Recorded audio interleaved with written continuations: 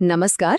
ક્યારે એવો વિચાર આવે કે કમ્પ્યુટરની એક નાનકડી એવી ચિપ જેને આપણે માઇક્રો કંટ્રોલર કહીએ છીએ એ આપણા ઘરના મોટા ઉપકરણો જેમ કે લાઇટ છે, પંખો છે, એને કેવી રીતે ચાલુ બંધ કરી શકતી હશે? જુઓ, એક બાજુ છે એકદમ નાજુક ડિજિટલ સિગ્નલ અને બીજી બાજુ છે જોરદાર શક્તિશાળી વીજળી. તો ચાલો આજના આ વિશ્લેષણમાં આપણે આ બે અલગ દુનિયાને જોડતા એક અદ્ભુત પુલ વિશે જાણીએ. તો આપણે શું જોવાના છીએ? સૌથી પહેલાં તો રિલે શું છે એ સમજીશું. એકદમ જાદુઈ વસ્તુ છે. એ પછી આપણે એ જોઈશું કે માઇક્રો કંટ્રોલરને એની સાથે સીધી રીતે કેમ નથી જોડી શકાતું, શું સમસ્યા છે, અને પછી આવશે એનો ઉકેલ, ટ્રાન્ઝિસ્ટર. અને છેલ્લે આ બધું ભેગું મળીને વાસ્તવિક દુનિયામાં કેવી રીતે કામ કરે છે એના પર એક નજર નાખીશું. તો ચાલો શરૂઆત કરીએ. આ બધું જે શક્ય બનાવે છે ને એ છે આપણો પહેલો હીરો, રિલે. દેખાવમાં એકદમ નાનકડું લાગે પણ કામ એનું બહુ મોટું છે. બહુ જ શક્તિશાળી ઉપકરણ છે આ. એકદમ સાદી ભાષામાં સમજીએ તો રિલે શું છે? એ એક પ્રકારની ઇલેક્ટ્રિકલ સ્વિચ છે. પણ કેવી સ્વિચ? એને એક રિમોટ કંટ્રોલવાળી આંગળી સમજો. એટલે કે માઇક્રો કંટ્રોલર એને એક નાનો અમથો ઇશારો કરે છે, એક નાનકડું સિગ્નલ મોકલે છે, અને એ ઇશારાથી રિલે એક મોટી હાઈ પાવરવાળી સ્વિચને ચાલુ કે બંધ કરી દે છે. બસ આટલું જ સરળ છે. ઓકે, તો હવે એ જોઈએ કે આ જાદુઈ સ્વિચની અંદર એવું તો શું થાય છે? એની પાછળનું વિજ્ઞાન શું છે? સાચું કહું તો એની કાર્યપદ્ધતિ સમજવામાં બહુ મજા આવશે. અહીં સ્ક્રીન પર જુઓ, રિલેની બે મુખ્ય અવસ્થાઓ છે. ડાબી બાજુ જ્યારે રિલે બંધ છે ત્યારે સ્વિચ NC એટલે કે નોર્મલી ક્લોઝડ ટર્મિનલ સાથે જોડાયેલી છે.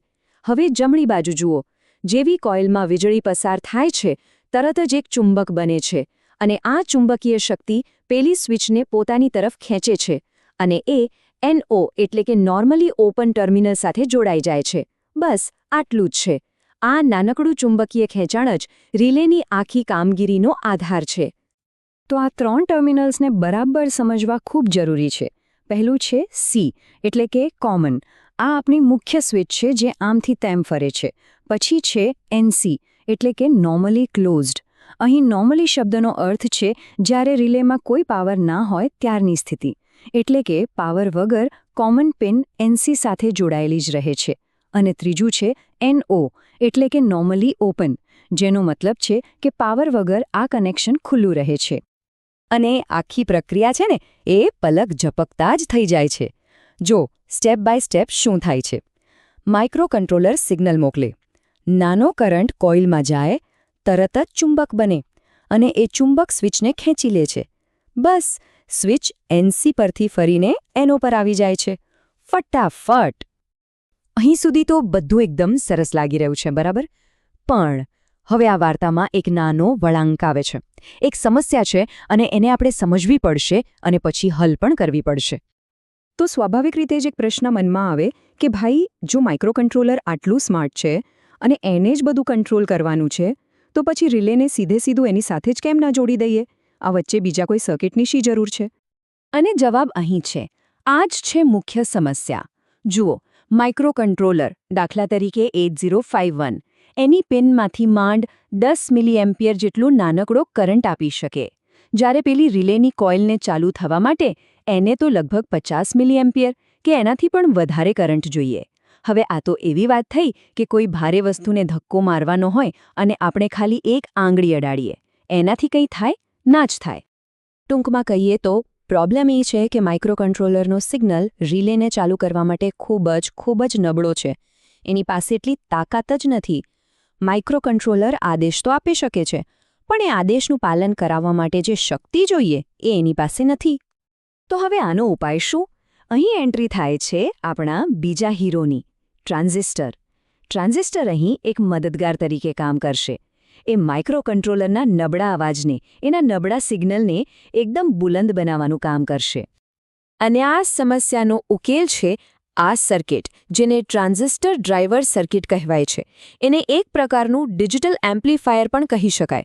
જુઓ, અહીં માઇક્રો કંટ્રોલરની પોર્ટ પિનમાંથી એકદમ નબળો સિગ્નલ આવે છે. એ સિગ્નલ ટ્રાન્ઝિસ્ટરને ખાલી ચાલુ કરવાનું કામ કરે છે, અને જેવું ટ્રાન્ઝિસ્ટર ચાલુ થાય એ તરત જ રિલેને ચલાવવા માટે જરૂરી મોટો અને શક્તિશાળી કરંટ પૂરો પાડે છે. આ સર્કિટમાં આમ તો 3 મુખ્ય ખેલાડીઓ છે. પહેલું ટ્રાન્ઝિસ્ટર પોતે, જે એક સુપરફાસ્ટ ઇલેક્ટ્રોનિક સ્વિચ છે. બીજો છે રેઝિસ્ટર, જે ટ્રાન્ઝિસ્ટરના બોડીગાર્ડ જેવું કામ કરે છે. એ ખાતરી કરે છે કે ટ્રાન્ઝિસ્ટર પાસે વધુ પડતો કરંટ ના પહોંચે. અને ત્રીજો, અને બહુ જ મહત્વનો, છે આ ફ્લાયબેક ડાયોડ.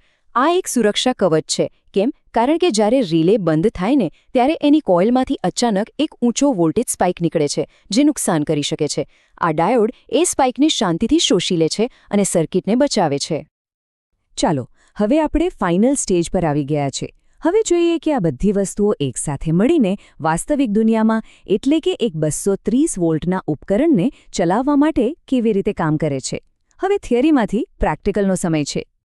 આ ચિત્રમાં આખી ગોઠવણ એક સાથે જોઈ શકાય છે. જુઓ, ડાબી બાજુએ છે 8051 માઇક્રોકન્ટ્રોલર અને આપણી ટ્રાન્ઝિસ્ટરવાળી સર્કિટ. આ છે આપણી ઓછી વોલ્ટેજની નાજુક દુનિયા. અને હવે જમણી બાજુ જુઓ, જ્યાં રિલે એક મોટા 230 વોલ્ટના લેમ્પને કંટ્રોલ કરી રહ્યું છે. અહીં સૌથી અગત્યની અને સમજવા જેવી વાત એ છે કે આ બંને દુનિયા વચ્ચે કોઈ સીધું ઇલેક્ટ્રિકલ કનેક્શન નથી. રિલે એમને ચુંબકીય રીતે અલગ રાખે છે, જેને આઇસોલેશન કહેવાય. આના કારણે આપણો નાજુક માઇક્રોકન્ટ્રોલર ઊંચા વોલ્ટેજથી એકદમ સુરક્ષિત રહે છે. આ ટેબલ આખી પ્રક્રિયાનો સાર એકદમ સરળ રીતે બતાવે છે.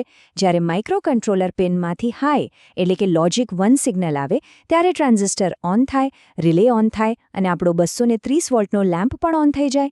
અને એનાથી ઉલટું, જ્યારે માઇક્રોકન્ટ્રોલર પિન લો, એટલે કે લોજિક 0 સિગ્નલ મોકલે, ત્યારે બધું જ એક પછી એક બંધ થઈ જાય છે. એકદમ સીધું અને સરળ તર્ક છે. અને ભલે આ સર્કિટ દેખાવમાં એકદમ સરળ લાગતી હોય, પણ એને ઓછી ન સમજતા. આ જ સર્કિટ હોમ ઓટોમેશન, એટલે કે આપણા સ્માર્ટ હોમ, મોટી મોટી ફેક્ટરીઓમાં ચાલતા મશીનો અને આધુનિક રોબોટિક્સ જેવી ટેકનોલોજીનો પાયો છે. આ એક નાનકડો કોન્સેપ્ટ છે, પણ એની અસર ખૂબ મોટી છે. તો હવે જ્યારે આ શક્તિશાળી જ્ઞાન હાથમાં છે, ત્યારે વિચારવા જેવો પ્રશ્ન એ છે કે આનો ઉપયોગ કરીને કઈ કઈ અદ્ભુત વસ્તુઓ બનાવી શકાય, શું શું નિયંત્રિત કરી શકાય. આકાશ જ સીમા છે, શક્યતાઓ અનંત છે.